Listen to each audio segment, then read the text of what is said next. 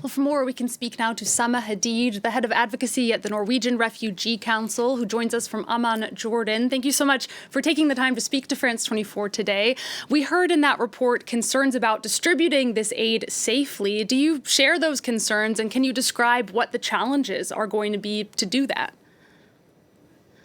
We do share those concerns because for us, while all forms of aid is needed right now in Gaza and is welcome, aid being delivered by air or by sea is simply not enough to meet the catastrophic scale of humanitarian needs in Gaza. Sea routes, maritime corridors, and airdrops are no alternative to aid being delivered by land and being delivered by aid trucks, which are being restricted right now by the Israeli government.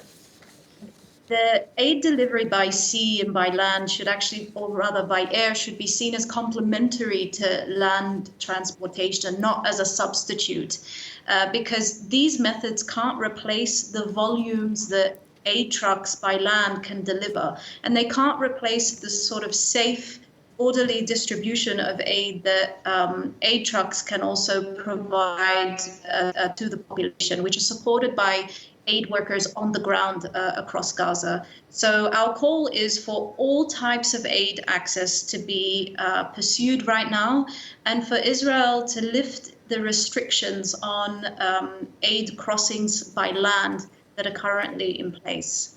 And are there any negotiations underway to get Israel to do that and to allow for more aid to get through on land?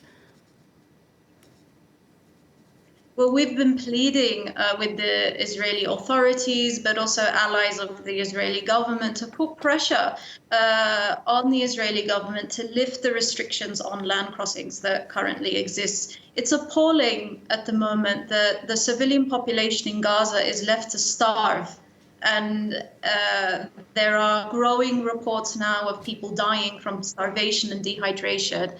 When all of this is happening and aid trucks are waiting across the border, full of food and humanitarian assistance, and cannot enter.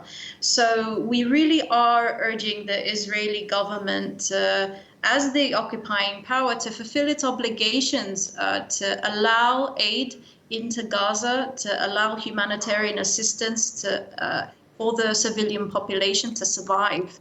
At the moment, it has failed to live up to its obligations, and we urge allies of the Israeli government to use leverage to pressure Israel to lift these restrictions in place on aid delivery. And you mentioned reports of people starving in Gaza. Can you say more about what you're hearing from your staff there about what the conditions are like for people on the ground? The conditions are catastrophic. They're getting worse and worse by the day. People cannot find food to eat. They're suffering new levels of debt now in Ramadan currently. Which is awful for people during this very sacred month, and famine is imminent. There are signs of pockets of famine already emerging in Gaza, and so the situation really does need a drastic shift on the ground.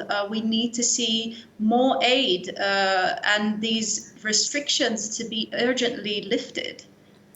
Benjamin Netanyahu has approved plans to attack the southern town of Rafah. His office said the first part of that plan would involve evacuating the over 1 million Gazans who are sheltering there. Just briefly, what would such an evacuation entail, and is it even possible? It's an incredibly worrying announcement. This is unsafe for the civilian population that's sheltering in Rafah. Already, the population of Gaza has faced multiple levels of displacement, have been forced to relocate multiple times, and are really suffering and are desperate for a level of stability and a ceasefire right now.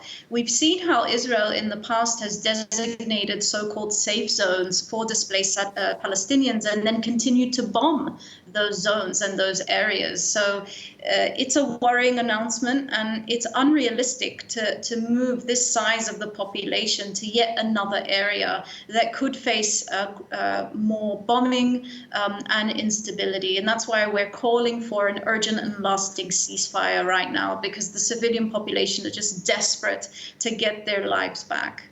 All right, Samah Hadid, thank you so much for giving us your reaction. That's Samah Hadid, the head of advocacy at the Norwegian Refugee Council.